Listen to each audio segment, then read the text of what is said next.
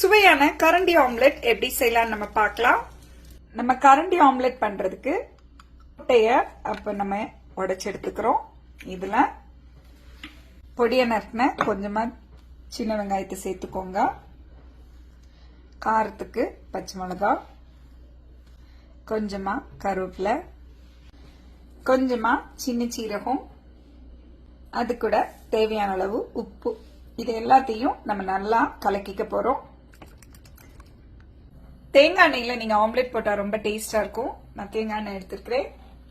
எண்ணெய் நல்லா சூடான உடனே நம்ம ஆம்லெட்டை உள்ள விட்டுறலாம்.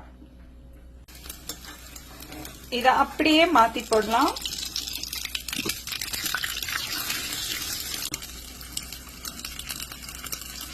நம்முடைய சுவையான கரண்டி ஆம்லெட் ரெடி.